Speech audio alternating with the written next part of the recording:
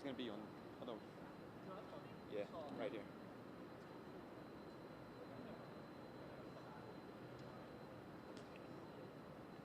Oh, we are, okay. Okay. Where are they going to put her? Right.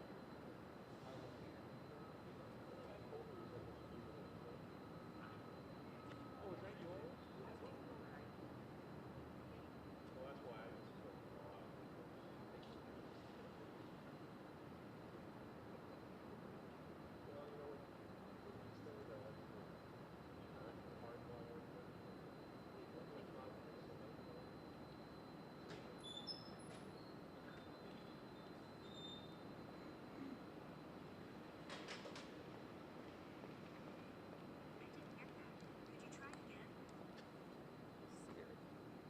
Good afternoon, everyone.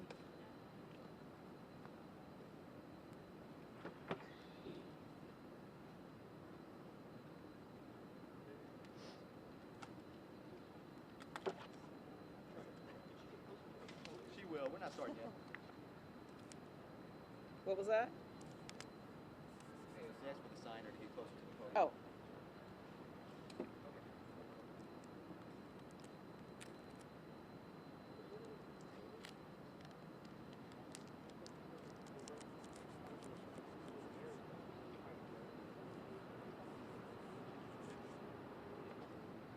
put them in like level. Test, test, test. Everybody got a white? Everybody good to go? Check, check. Okay, 1 second. There you go. Thank you. Uh-huh.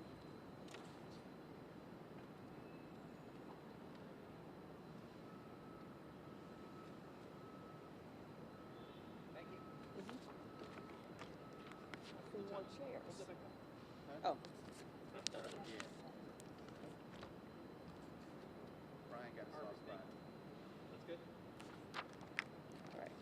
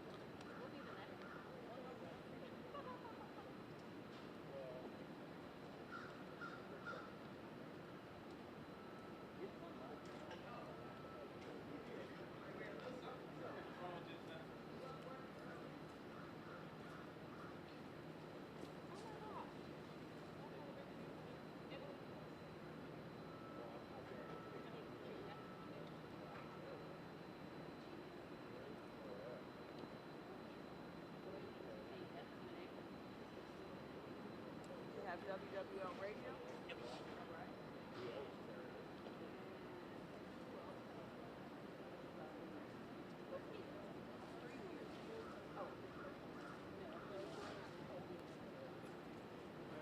What's the name?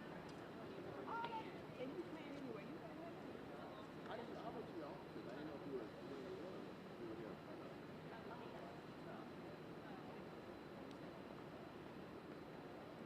Okay. Mic check 1 2 1 2. Can you hear me? Can you hear me?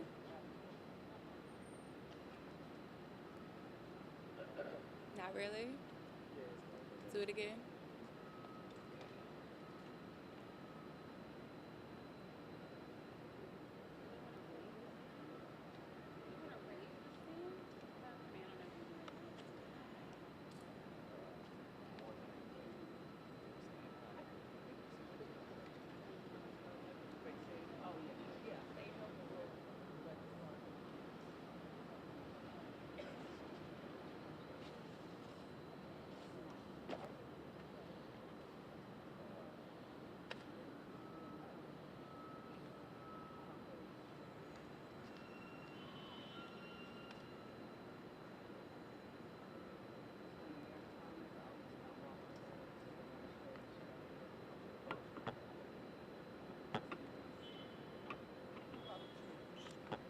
Gina. How you doing? Is it staying? I might have to just. Probably it's too skinny, right? It's too skinny, maybe. It's just a little bit off. Let me see. I think it'll stay. That's fine. I think it'll stay. Thank you.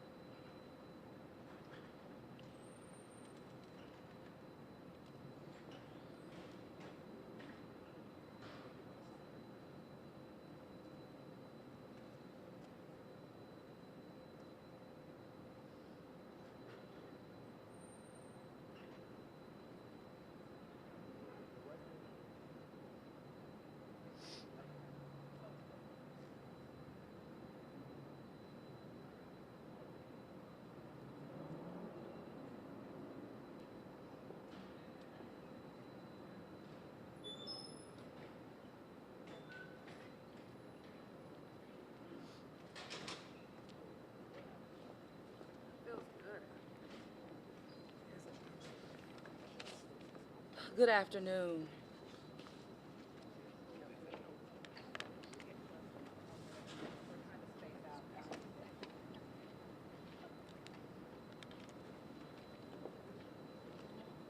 Okay.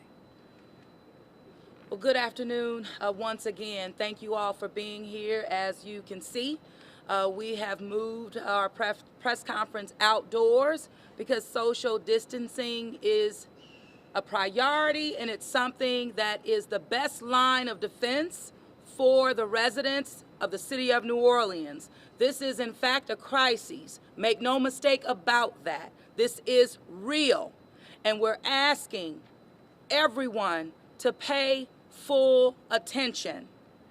The news this morning of our second death in Orleans Parish absolutely is heartbreaking, and the bottom line is we do not want to see the death toll escalate. However, the positive cases that we're seeing in the city of New Orleans are increasing, and we do anticipate them increasing every single day, and even as we see within hours.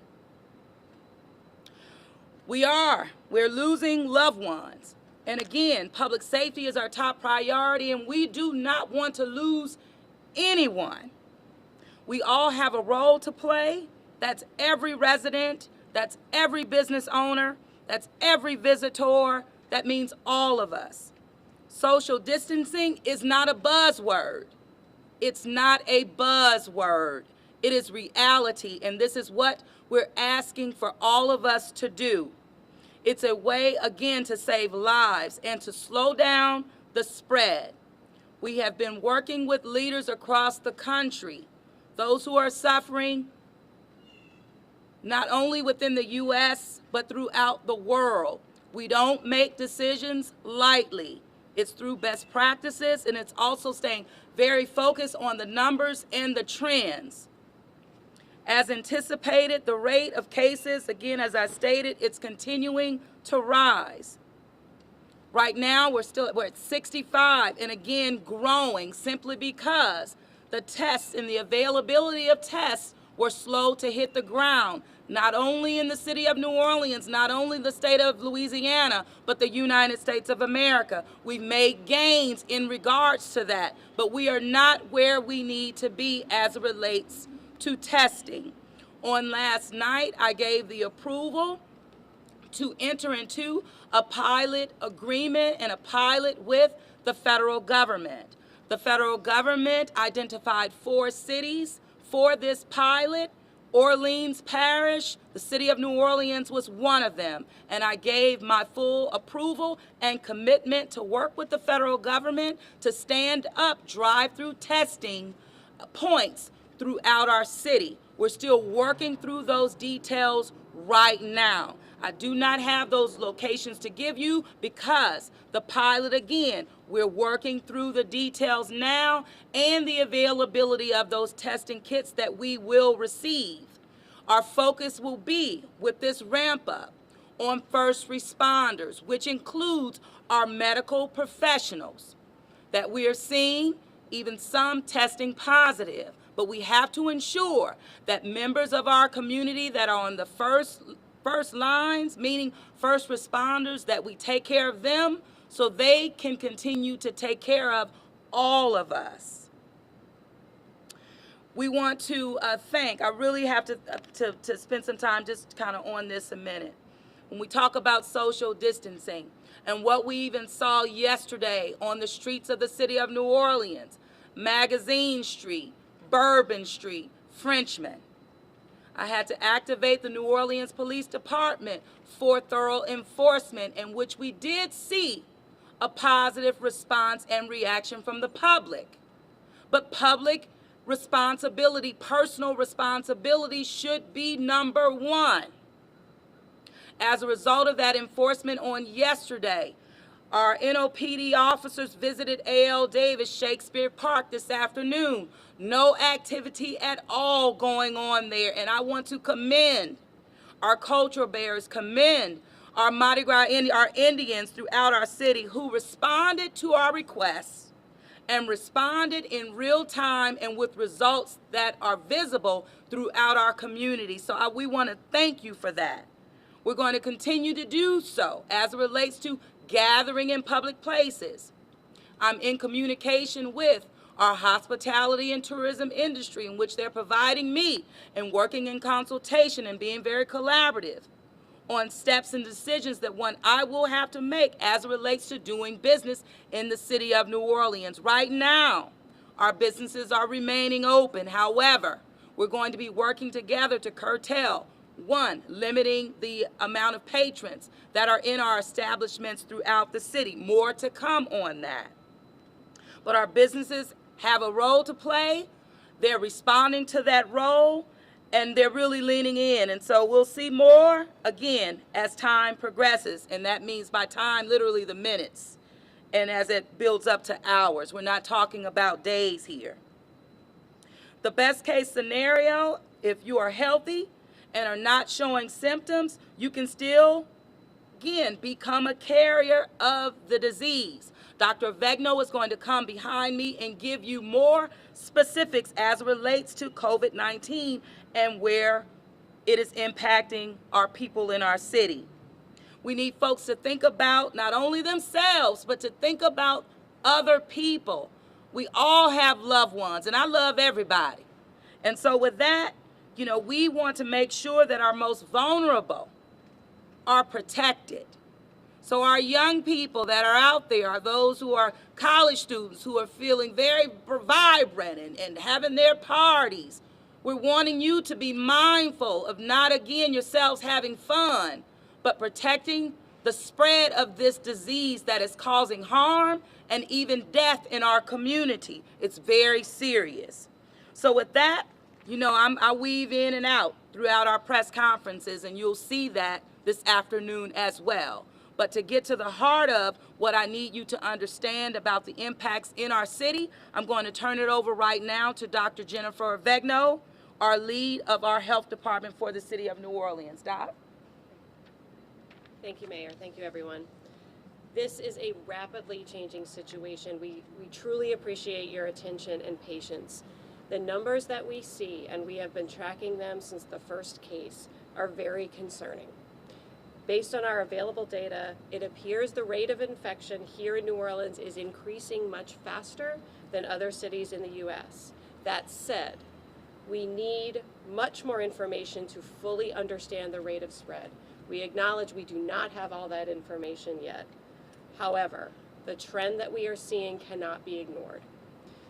We expect to see, as the mayor said, and as Colin Arnold will say, testing ramping up among our healthcare facilities. It already has, and we are developing additional testing programs that you'll hear about. That will help us get a baseline and better able to compare what's happening here to other places around the world. But if we wait for that, it will be too late. From what we know right now, there is significant community spread of COVID-19 in New Orleans that has already resulted in 2 deaths. Cases among the elderly and chronically ill are growing. As you know, there are a number of cases at senior living facilities and more people under investigation. These are the people who are at greatest risk of severe illness. Even if you do not become severely ill, and as we know, most people in this epidemic who are young and healthy do not, you can still pass it on to your loved ones who may be among this high-risk group. I cannot stress enough the importance of the instructions we are giving to you. Everyone has a role to play in our community. The decisions you make today will save lives or not. If you have a desire to congregate and party with a large group of people, please ask yourself, is that desire worth putting someone else's life at risk? You can enjoy your time safely. You can practice social distancing by avoiding close contact with others. You can wash your hands regularly. You can stay home if you are sick. You can use that energy, that vibrancy, those time and talents to donate, whether financially or in volunteering, to various social service agencies, to checking on a loved one if you want to do something for our community. We're continuing at the health department to work with local hospitals and healthcare facilities. What we know around the world is that as the rate of infection increases, healthcare facilities can become overwhelmed very quickly. That's what we're trying to avoid by putting these social distancing measures in place. I've been in contact with all of our hospitals. They are prepared. They are ready for this. They are doing everything they possibly can. They have identified what they need to do going forward.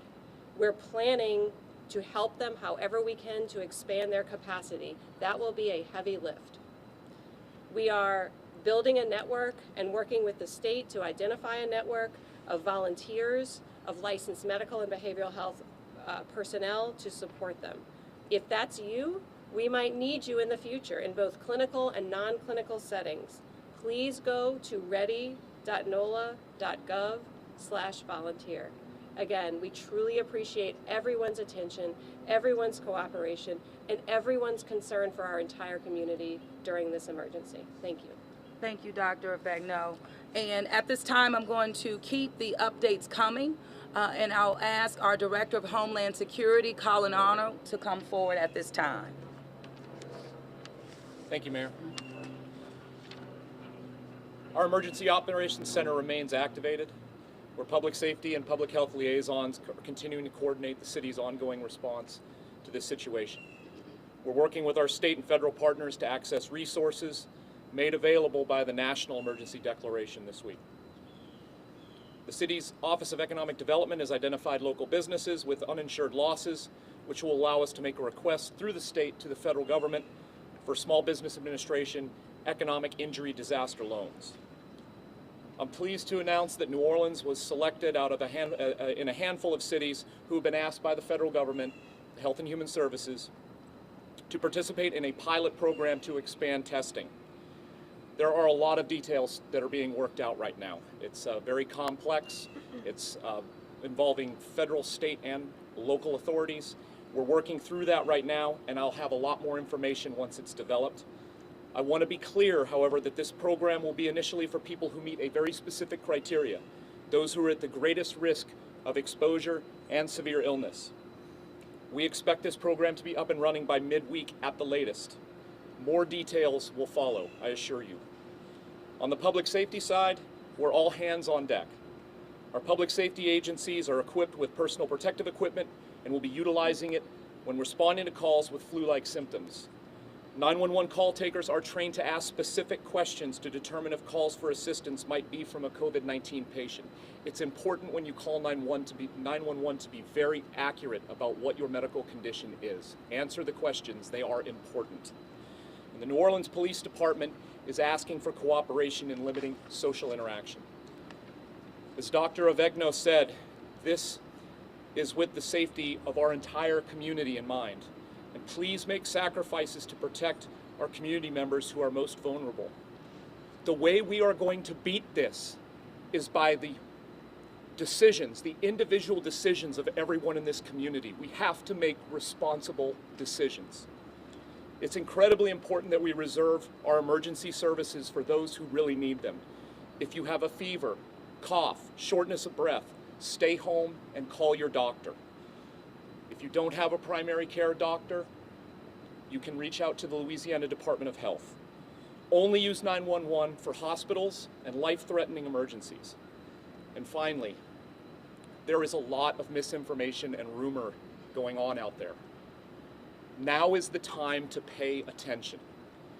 Information is the most important way that we can slow the spread of this virus. Information and communication. Make sure you are getting accurate information from reliable sources, including the Center for Disease Control, the Louisiana Department of Health, and here in New Orleans, NOLA Ready. You can text COVID NOLA to 888-777. You can follow us on social media at NOLA Ready, and you can always go to ready.nola.gov for updates. Thank you, Madam Mayor. No, thank you, Colin. And when Colin talks about effective communication, I also just want to ask for quality journalism. Quality journalism. It matters. And the tone and the power that you all have is tremendous as it relates to how we communicate effectively with the public. Calling us and telling us things and rumors and telling us sources that you have that are not legitimate sources coming from the city government is a problem. And we've had to field those issues from media outlets this morning. Unacceptable. We're all in this together, but we're only as better, really, it's all of us working together to protect our public. I cannot overstate that. So I'm leaning on you even heavier and asking for professionalism as it relates to journalism. We're going to, again, as we were very effective doing Barry, meaning of the public responding to our requests of preventing gatherings, social distancing. We're asking for that, and we're asking for it now because we know that it would slow the spread and it would also minimize future positive cases in our community. With that, I want to ask Chief Ferguson to come forward and to give more details relative to public safety at this time. Chief? Thank you, Mayor. Thank you. Look, everyone, this is a very, very serious and fluid situation, as Dr. Vegno has already stated. Please do not be selfish by placing yourself in harm's way, attending large gatherings, or anything of that nature. That does, in fact, affects everyone. As the mayor has said, you may be young or you feel young and vibrant, but you could very well be a carrier. And we're asking you to limit your interactions. Please, let's really work this social distancing, because you can bring something home to your family or loved ones who have a weaker system than you. The behavior that we observed on Magazine, on Frenchman Street, on Bourbon Street, is totally unacceptable. You are not helping the situation that we are dealing with right now. So we're asking you to cooperate. I would like to commend the Mardi Gras Indians for their cooperation on today. I know we have some major days coming up this week, St. Patrick's Day, St. Joseph's Day. We ask each and every one of you to continue to cooperate with us.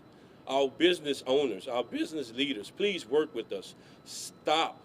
Please stop expressing via social media or whatever messaging about large gatherings or block parties or things of that nature at your businesses. That is not helping the situation. That is hampering our situation. We're asking, do not use 911. Call 311 should you see a large gathering of that nature. We're doing our very best to address those situations even before they occur, when and if we have the intelligence needed to address those situations. We're encouraging everyone to please stay home or at work as much as possible.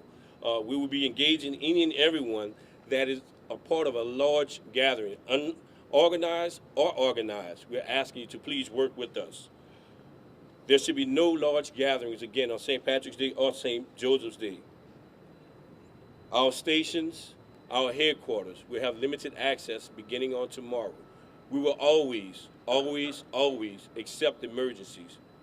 As to not to spread this virus, as to work smart and efficiently as possible, we're going to limit our access, but we still, as the New Orleans Police Department, as a public servant to this community, will still do our job, which is to protect and serve this community. So please help us, help you by remaining safe and stop spreading the COVID-19. Thank you. Thank you, Chief. Now, as it relates to public services and City Hall, we will be going forward starting tomorrow with minimum access. We do not want to in any way halt government services because we know that will also have a tremendous impact. We followed other cities where they did close City Hall only to have to open it back up. So we're making decisions, but we're changing as it will be required or as required. Absolutely, this is a fluid situation. Things change, and we're prepared to make changes should they become necessary, but wanting to do them in an orchestrated manner that will create balance. I'm going to ask my CAO, Gilbert Montano to drill down on some specifics relative to the closure of City Hall, as well as city employees. But you should also know, as I reported previously, NORD facilities are closed and will be closed. Of course, you know that our public schools, all of our schools are as well. I've made the decision to close libraries to the general public.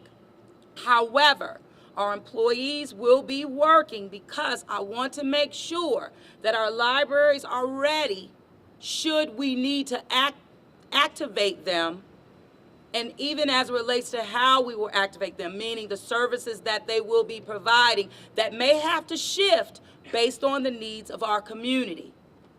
We've had thorough cleaning. I called it Operation Deep Clean.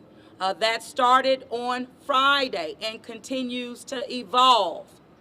And some employees that will be redeployed in providing or doing different duties, like joining the Operation Deep Clean team.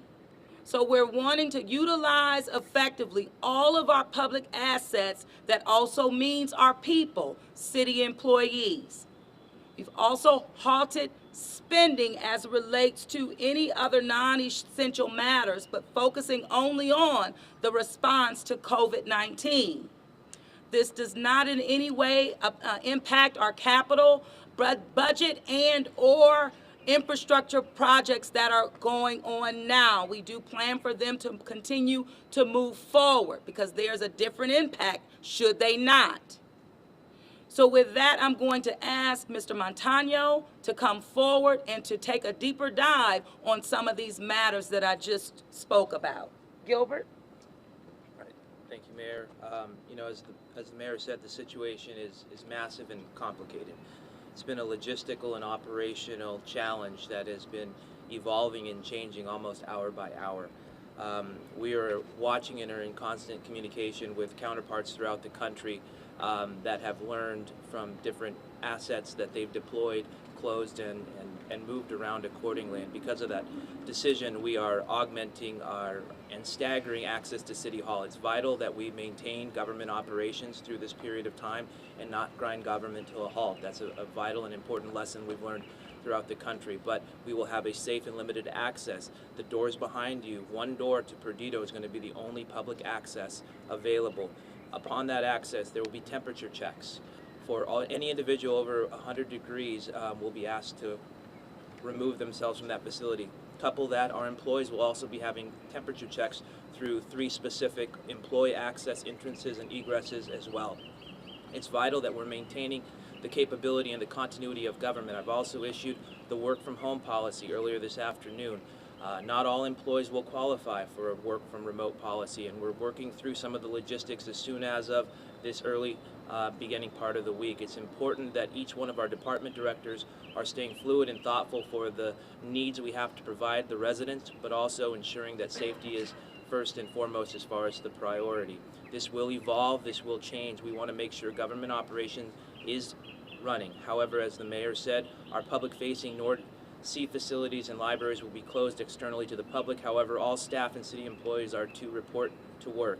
There will be more communication related to their direct supervisors and directors throughout the evening and into the beginning of the week so that we have better understanding of where we are as an organization. This is thousands of employees, and it has been a logistical and operational challenge from day one that's evolving and changing hour by hour as far as some of the work from home policies.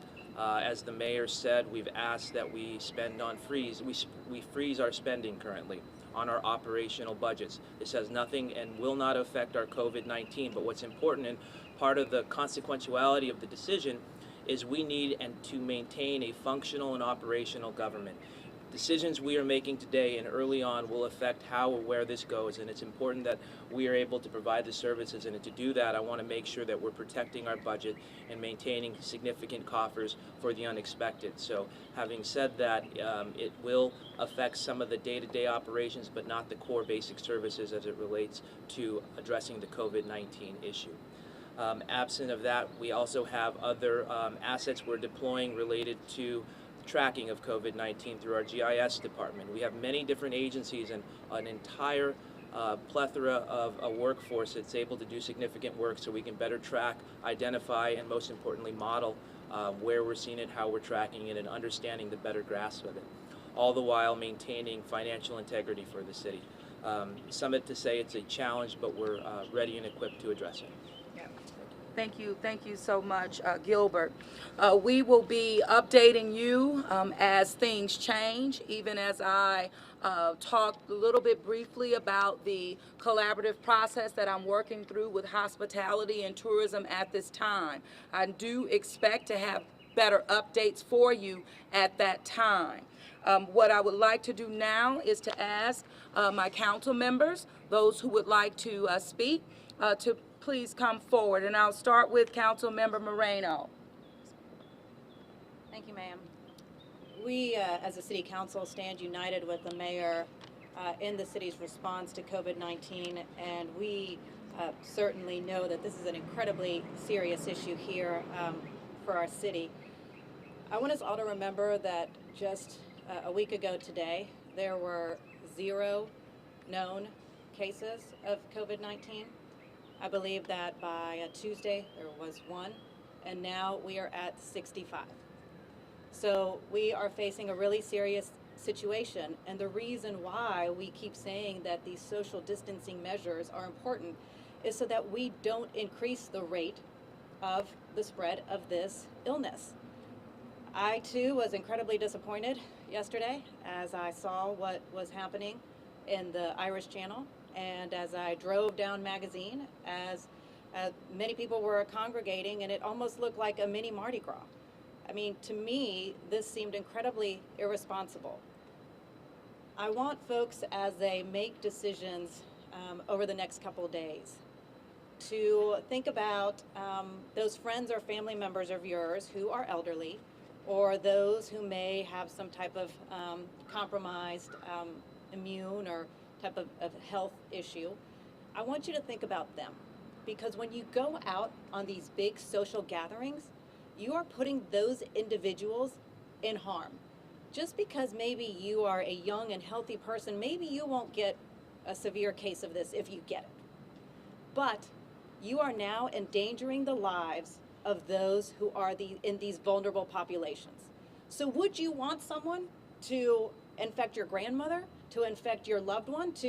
That just makes no sense to me. So please, please, please, we are urging these steps so that we can slow down the spread of COVID-19. These measures are coming from health experts, not only here locally, but across the country. These are the measures that people all across this country are being expected to take. And here in particularly, since we're seeing the spread really get to the point where it's at concerning levels. Let's all of us take care of each other. We're all in this together. As far as council business goes, we already announced last week that we really wanted to conduct most of our business through email and through phone. Obviously things are moving very quickly, but from talking to other council members, it seems that they are talking to their staff as far as work from home policies. So even though council offices will remain open, if you have an appointment at City Hall, because of now what will be limited access to City Hall, please call in advance, because more than likely the meeting that you had with your council member or with council staff will likely be via phone or email now. So that's the latest update from us, and just thank you, Mayor, for all that you're doing. No, thank you, Councilwoman. Councilman Williams? Thank you, Mayor. Thank you and your team for the number of hours and the amount of time you've been putting to this since before the first death and before the first presumptive positive. I know the anxieties are very high in this community right now, rightfully so. It is no time to panic, however. Just like when a captain comes on and you're on a plane and it gets a little rocky, the captain says there's going to be some turbulence ahead. We have a plan to get through it, whether they go up a little higher, whether they drive through it, they let you know what they're going to do, and you can expect it. So I'm saying to the people of this city, there is some turbulence ahead. Unfortunately, we're probably going to lose more people to COVID-19. And this is going to probably affect a lot of us, a lot of the people who are out right now not taking this seriously. It's going to affect your life and it's going to affect your family. There are going to be a lot more presumptive positives in the days and weeks to come. This is not something we're going to get through in the next couple of weeks, and I know that's kind of tough because it's a beautiful day right now. And if something's on fire, you can see that fire. If something's flooding, you can see that. But right now, it's a beautiful day, and people think that, you know, New Orleans is a wonderful place, and we love to congregate, and we love to be together. We do it better than anybody else. But this international crisis is affecting a city we love, and the rate of spread is high in the city of New Orleans right now. So it is important that we publicly and personally follow the protocols that are put in place. And that right now is preparation and prevention, right? And that's what we talk about in terms of large gatherings. That's what we talk about, that 6 feet apart. That's why we're out here right now. That's why we're so spread out right now. My mother's 72. I haven't hugged her since this thing started. She hasn't held her grandchild since this thing started. I've got a staffer in her 70s. Now, a lot of the folks that are here right now might have COVID right now, might get COVID, and we're going to be just fine. But that does not mean the same for folks in their 70s and folks that have that are compromised, that have compromised immune systems. So I've got a kid who's come up from college. I've got a kid who is home from public school. That does not mean we have an extended spring break. This is not a time for a hurricane party. This is not a time to relax. This is a time to be vigilant. I'll say 3 C's: compassion, community, and commerce. And as it relates to commerce, there are a lot of small businesses that may not make it through this. They just may not make it through it. But I want to say thank you to those small businesses that have taken upon themselves to show real leadership, like Cafe Amelie and Saffron Nola, who have publicly put out their own protocols, whether it's washing down tables once every hour, whether it's checking the temperature of their employees and not having anybody who shows any signs dealing with food, whether it's Dan Stein saying he's going to switch from people coming into Stein's Deli, they can come pick up, but they can't stay. This is leadership in this community, and it doesn't just come from elected officials. It's going to take all of us to get through this, and this compassion. That means not just caring about whether or not you make it through it, but making sure that you care that our mothers and grandmothers make it through this thing. This is not going to be a slow process. We're going to be dealing with this for months to come. City of New Orleans is a very unique place. We've been through some very tough times, tougher times than any other city, and I know we're going to get through it. But the only way we're going to get through it is if we show that compassion to each other, which means listening to leadership that is listening to healthcare advisors locally, nationally, and throughout this world. Thank you, Mayor. Thank you so much, Councilman. I really appreciate your comments. I'll ask Councilmember, I know Palmer isn't here, Jeruso. We got Councilmember Brissett. Thank you, Mayor. Thanks. Thanks. Thank you, Mayor. Thank you and your team for your leadership, for steering the ship of us in the city of New Orleans, the citizens of our great city, during this difficult time. As been stated, public safety is paramount. The public must and should heed all warnings if we're going to contain the spread of COVID-19. The recent deaths that have occurred, unfortunately, is a sad realization, and my heart goes out to those families during this difficult time. We must continue to do our part to take the necessary precautions to make sure that we protect ourselves and the people most at risk. And social distancing and staying inside, of course, as the Mayor and Dr. Avegno have said, as much as possible is critical during this time. And as the Chief said, please stay off the streets as much as possible. We are a historical city that's been through and bounced back from a lot. Hurricanes, disease, and much, much more. And so we take care of each other, we know how to, and we will bounce back from this. Thank you. Thank you, Councilman. Councilman Banks? Thank you, Mayor. You know, we have a tale of two cities right now, and we are on a higher trajectory in terms of the infections than many other places, which is the bad news. The good news is that there is no better place on the planet to deal with this than being in New Orleans. We have been through natural disasters before. We know what to do, and we are very good at what we do. The people that are standing behind me and standing next to me now are going to give you the information necessary to get through this. We are very intentional on making sure that as few of our residents that are possible are affected. Now, I want to also commend the Indians and the culture bearers for listening. It is a phenomenal thing to drive by L. Davis Park. I did that twice this morning. And to see with 3 kids on the basketball court and 2 parents sitting in the bleachers watching them. And at Second and Dries, there were 4 people sitting out there that typically sit there. The fact that you all heard us is absolutely appreciated and will make a difference. But please know it's not time to spike the ball yet. We got St. Patrick's Day coming, we got St. Joseph's Day coming. We need to be intentional then too. We cannot have large gatherings. That is unequivocal. There's no qualifying it. There's no exemption because this is something that we've done before. It's something that we've done for years. It's our culture. It's our history. I hear all of that. But the fact of the matter is the virus does not care about any of that. Now, you can be walking around healthy as a horse and be like a crop duster spreading the virus. That is the disconnect. That is why you cannot be around people, because you can catch it, you can be carrying it, and you can bring it to somebody that will not have the same resistance that you have. Now, I've got a mother, and I hope she's listening. I hope you stay home, mother. We're going to ask people of that age group to please stay home. All of you all that have mothers and grandmothers, insist to them that they not go out. You be their conduit outside. If they need something from the drugstore, from the grocery store, you go and get it for them. If they need to get their medicine, you go pick it up. If they need to do something, you go help them do it, because there is a portion of this population that is more susceptible to getting it than others. We have to acknowledge that. We do not want to have more people sick than necessary, and I'm going to tell you, it terrifies me to see what we saw on Magazine Street yesterday, and I sincerely hope we never see that again.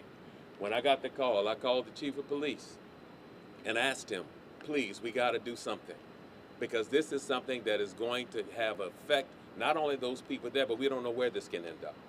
So again, I want to ask everybody that's listening, stay away from the large gatherings. Treat this thing like it is. It's real. Now, there's no better place to have a good time on this planet than New Orleans. Guess what, y'all? We're going to get back to that. We just got to get through this. Thank you, Councilman. And speaking about our seniors, and even hearing that the North facilities, are closed, let me tell you, they're not pleased about it. They're not. Because our seniors are active. They love to get in that pool and do their yoga, but unfortunately, that is just not possible. However, as it relates to the playgrounds, you should know that the playgrounds are open. We have ramped up effectively as it relates to Operation Deep Clean for those spaces throughout our city. And we do encourage that. Even as it relates to our golf, I know at Joe Bart has not closed. However, we've closed the lounge, and where the social gatherings could happen, they have been closed. But in terms of the use of the course, that's been happening, and as we see, they're really following and heeding the advice that we've been giving them, and we appreciate that. There will be more updates, again, coming relative to business operations in the city. And as again, can't stress it enough, this is a very fluid situation, and even flexible is just too rigid. So we'll make changes as we need to make those changes. And also, just so you know, that on my briefing with the New Orleans City Council as a whole, all members have been leaning in and have been available. So I didn't want the presence to fool you in any way. Leadership is doing just that, and that's leading at every single level. So with that, we'll go to Q&A, Ms. LaToya.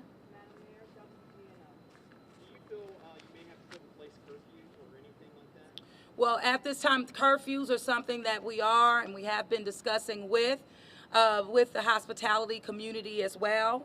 but working through what that looks like and what we have been kind of talking about, whether that's, closing earlier, which is a curfew, also working with them now on a dining out, kind of takeout, building that capacity based on their needs. So we'll have more information coming to you relative to a curfew citywide.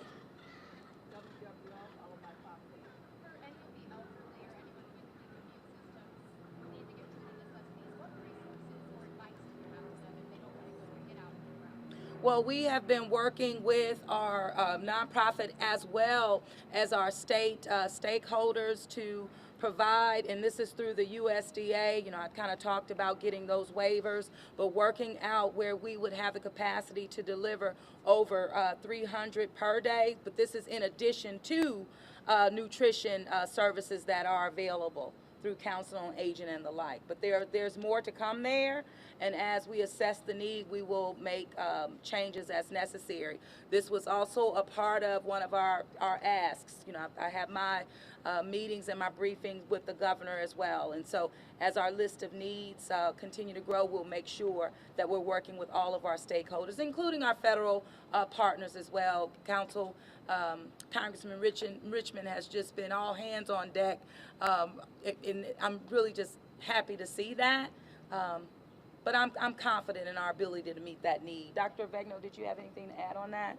I would, excuse me, thank you, Mayor. I would just add that places like Second Harvest are really ramping up to be able to have increased donations. So I really encourage our locals who are so good at opening their hearts to look at a place like Second Harvest, like Council on Aging, other organizations that serve the elderly, that serve those with nutrition challenges, serve those who with mobility challenges, and think, how can I use my resources, my time, my talents to let them reach a broader audience? Absolutely, and the Office of Homeland Security has been particularly extremely active as it relates to our nonprofit but volunteer community. We have a staff person dedicated to this function, Leila Dartwood. But Colin, you want to speak to that? Pretty much said everything I wanted to say, but I'd say ready.nola.gov. You can find out about a lot of different volunteer and donation opportunities and services, and we're really trying to keep up with that. So please, ready.nola.gov. Thank you. Are you at this time, I know you said you touched more on businesses later, but are you considering penalties for those businesses that don't enforce social distancing or that have large gatherings outside? And also, people are also concerned about casinos.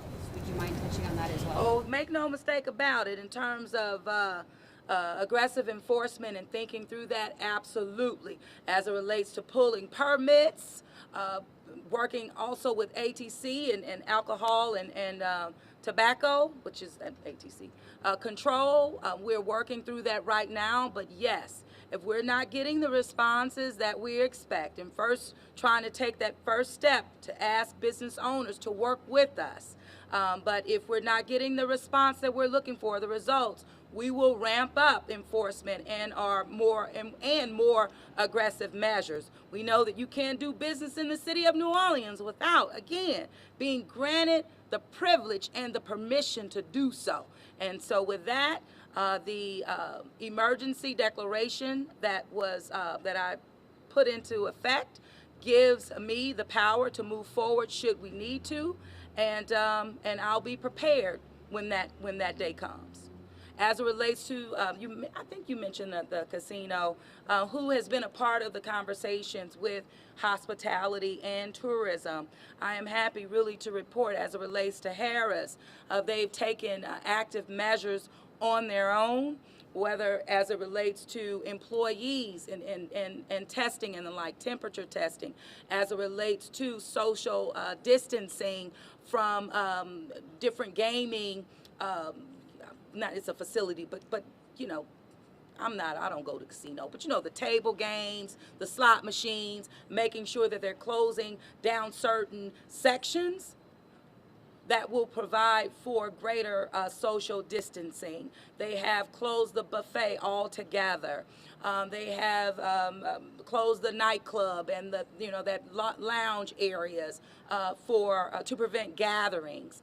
They have ramped up their own steps towards cleaning the environment and regular cleaning.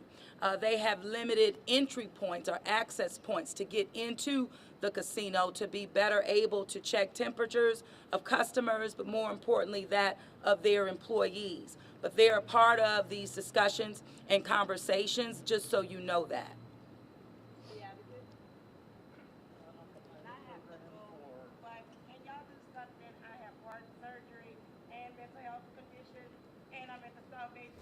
Don't have enough money to get a house, and I got a small kid, and I'm afraid. We have to be there at 6 o'clock every morning and be out here. I'm somebody too, and we need help over there too. And thank you so much. And a staff member will talk with our resident at this time, but absolutely outreach to Duncan Plaza, RTA, that's been happening and that is ongoing. RTA even has reduced to extreme, what do we call it, transit only. So they're going to go to their Saturday schedule and limit ridership, and that's more information to come, and they did put out a press release. And LaToya, someone was asking something. On the pilot program, is there a particular reason that New Orleans is one of the core cases based on the severity and the spread? And also curious, given the conversations you've been having with the hospitality industry about why aren't these restrictions being put in place now? What's the trigger for this? Well, one, it's in terms of why not now. It's working through what they need to be. And ensuring that there is effective collaboration as it relates to the impact of the businesses, the impact to the workers, the impact to the public. And so it is not, you can't be so quick, right? And so we're giving it the due diligence that it needs based on the impact that we know that it will have. Now, as it relates to why New Orleans was chosen to be a part of the pilot, one, it has everything to do with what we're experiencing right now, and I'll have Colin to give you more details as he is the point working with the federal government in that regard. We got it primarily because we really fought for it. We asked for it. When we heard from the state that they were considering it, we put our name on the list right away and said we wanted to be involved with it. The other cities that I heard on the call this morning were Dallas, Philadelphia, and Seattle. It doesn't have anything to do with the rate per se, but we're obviously concerned about the numbers and we want to get out ahead of this. And the city of New Orleans and the state of Louisiana, and you've heard it several times up here, we've been tried and tested. And I mean, just this last year, has been a challenge for all of us. So the one thing that has done, though, is we have really good relationships at the local and state level and with our federal partners because we talk to them so much. And so when these things come around, they reach out to us rather quickly because they know that we can handle it and they know that we want to be involved and want to participate and that it's good for our community.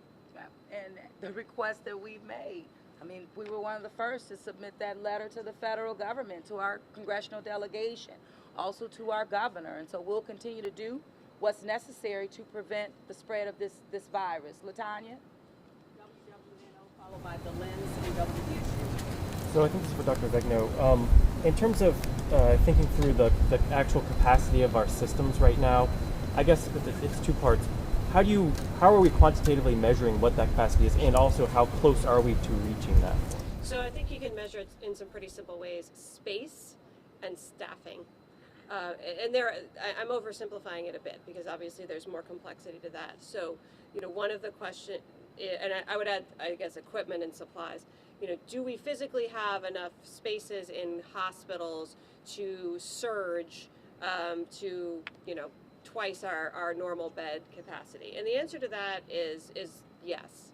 But a space is not just what's needed. To care for a patient, you need equipment and you need trained staff to care for that patient.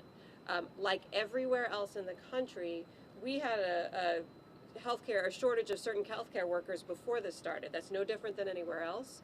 Certainly, as the burden of this crisis affects everywhere in the country, and as healthcare workers really on the front lines taking that brunt, whether they have to be isolated because they've come into contact with the patient or whether they are sick themselves, the supply is short.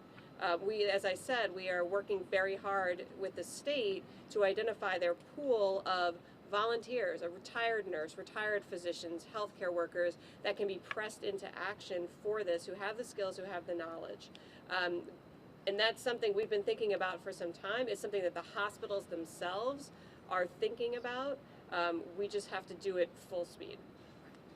How close to that? Oh, I'm sorry. When are we? You know, today, I was just at one of the hospitals, and today they're doing okay. They're doing the best that they can. That's what I hear from the other hospitals in the region.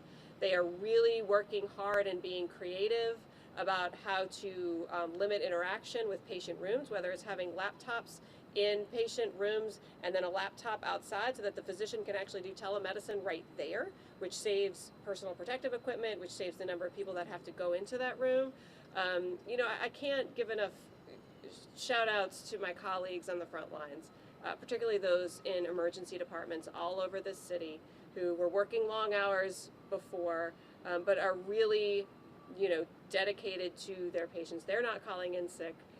They're not, you know, not showing up for work. They're doing everything they can to be creative and to continue to care for patients. So they're doing as well as they can, but they recognize the capacity of this to get big quickly. Right. And to add to that is exactly why we have been working with the state and on the call with the governor being very focused on surge capacity. So while Dr. Vegno says that we can meet that need right now, we are very much focused on building our capacity because we do know, and based on what we've seen in other cities and across the country and really across the world, the surge, the need for that capacity, we will need that. And so we're working and we've identified several areas and we will fine tune those, even as it relates to one of our business leaders who has stepped up as well. But we're finalizing where we would be able to add on capacity should we need to quarantine individuals that may not need to be in a hospital bed.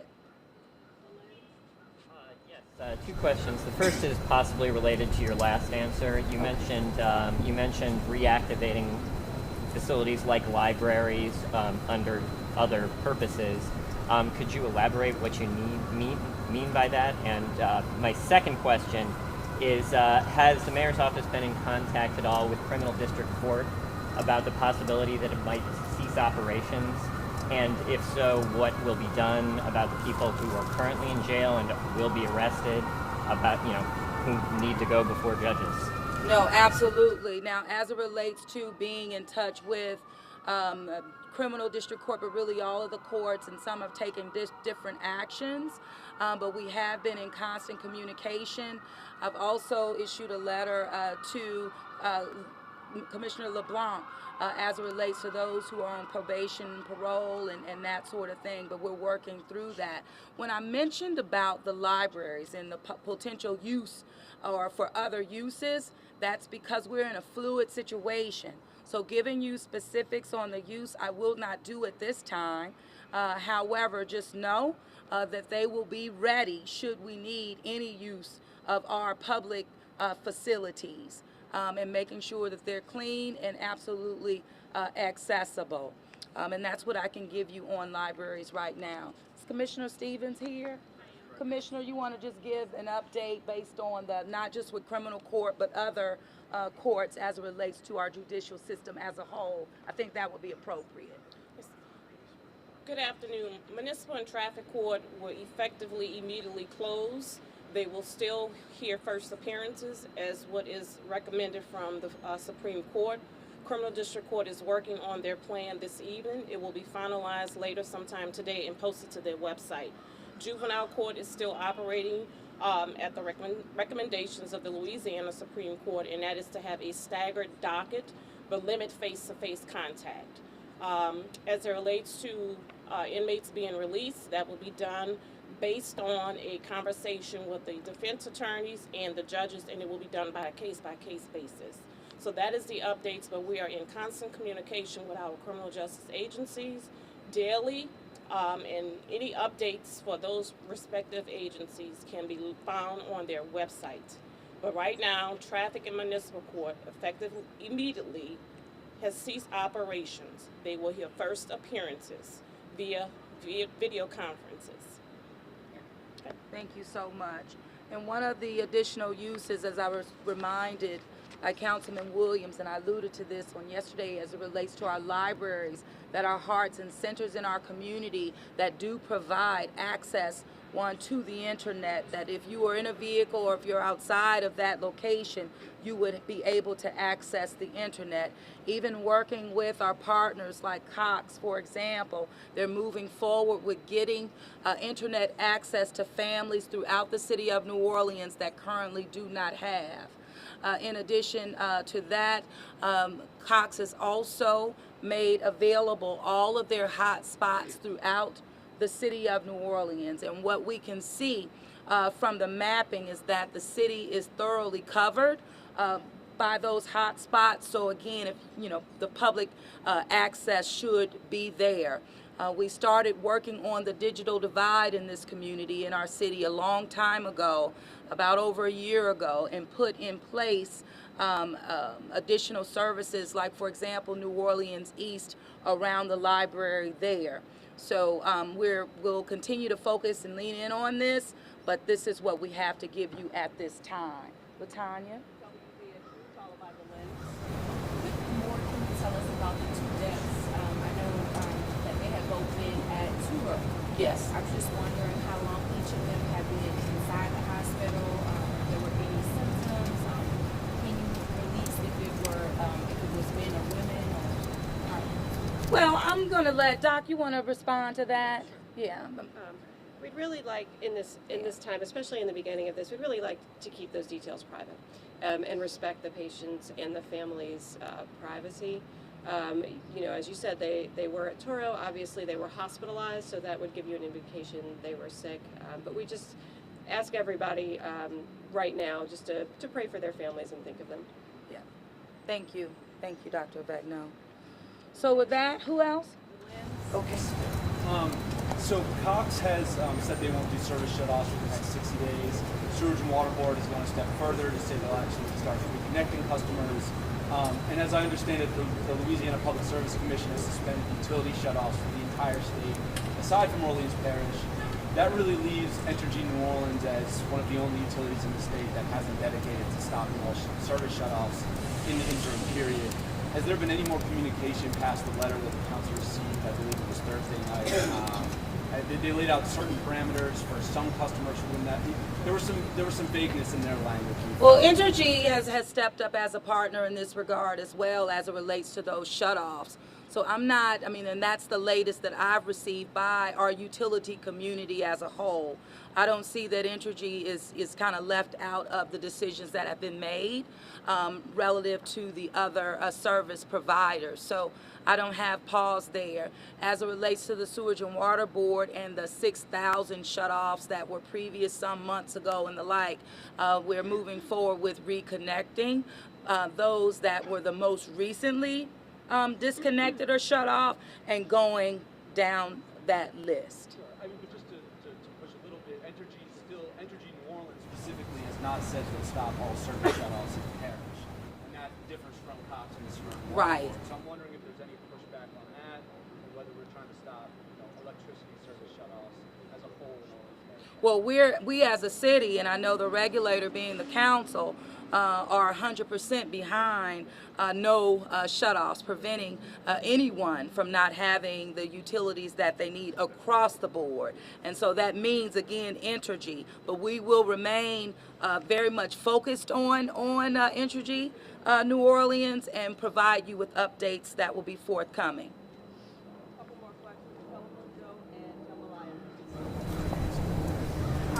Just to clarify, I might have missed it, but did you say that by next week testing will be available for first responders?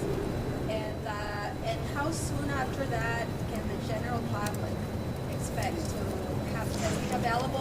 What will the protocol be? Sure, I'm going to have Colin just reiterate what we were talking about relative to the drive-through testing that we're still working through. So we don't have this, the exact date that will go live, but that is anticipated to focus on first responders and the most vulnerable people within our population. Colin. So the details are still being worked out, and I will follow up with a lot more, but this is a pilot program, so I want to make sure that I'm not, giving expectations that this is going to be more than what it is.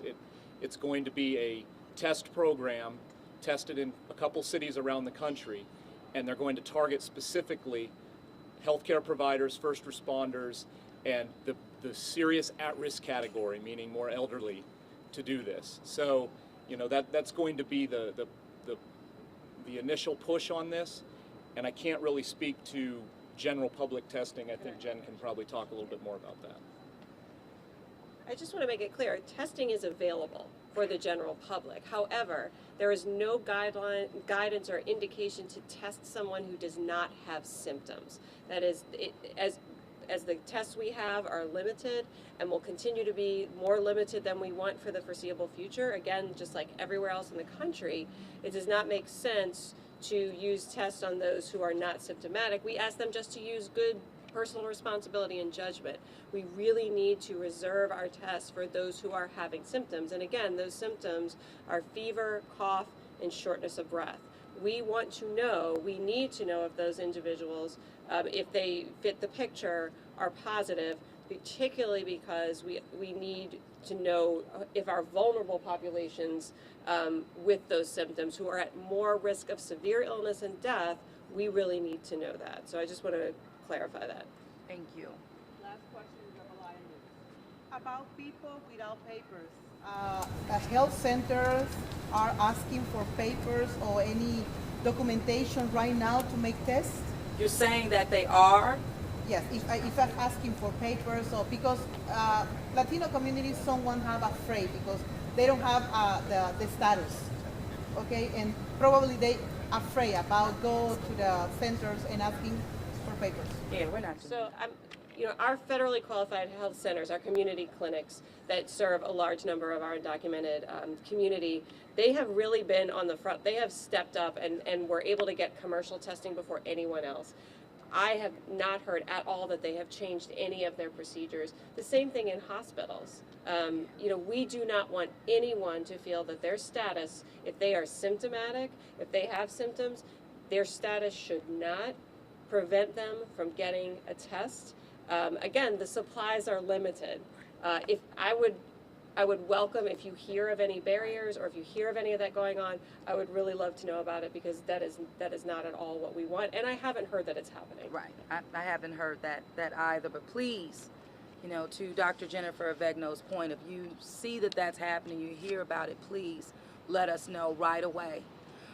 And we have asked those residents who are self-quarantining, for example, to call 311, where we're documenting on our own the individuals in our city that are on self-quarantine, so we're able to see in real time where they are throughout the city of New Orleans. Tyrell, you want to speak to that? Sure. 311 again is your gateway to government for all the information. If you call 311, you have symptoms, and you decided to self-quarantine, you call 311, and our staff member will call you to check on you every day to see if your symptoms have changed or if the recommendations have changed. One point of reference: if you call 911 and we identify you have low acuity symptoms, and an emergency room may not be the most appropriate, Dr. Nichols' teams and EMS have been very innovative in leading this effort, and thank you to our partners at Carbine. You may get a video chat from a paramedic to make sure that your symptoms will not put further people at risk by going to a hospital. Now, if you are having life-threatening conditions, we will respond, but we will take you through additional triage questions through that video chat. And thank you again to Dr. Nichols for providing the paramedics, and to our partners at Carbine who made the technology available to us free of charge to make sure we meet our people where they are. Thank you. Yeah, thank you. Thank you so much. We'll have more coming to you as things change, and we just appreciate you. We really do. So thank you. Anything else I need to add? Get me straight on, team. Please tell them not to listen to Facebook. The official source of information is the website, CDC. It's not Facebook. Okay, the councilman says, please do not use Facebook as your primary source of information or accurate information. If it's not coming from the city of New Orleans, CDC, or the state of Louisiana, we're asking you not to take it as face value as the facts, and more importantly, spread misinformation. Again, personal responsibility. All of us need to have that, and all of us have a role to play in protecting our community, protecting our family, just protecting all of us, because we all matter. Everyone matters, and just thank you again. Yes. Oh, come on. Come on. So, Mike, to your question real quick on the Entergy shutoffs, the letter that the council received said that anyone impacted by COVID-19, would not face a shutoff. The way that I see it is that everyone in the city of New Orleans is being impacted by COVID-19. Therefore, I would say that there will be no shutoffs by Entergy. Anybody has any problems, feel free to contact our council offices, and we'll make sure that we will contact Entergy on their behalf. Thank you. That's exactly right. So I think that COVID-19, definition puts all of our community, and that's how we interpret it. But any issues, let us know. All right, thank you so much.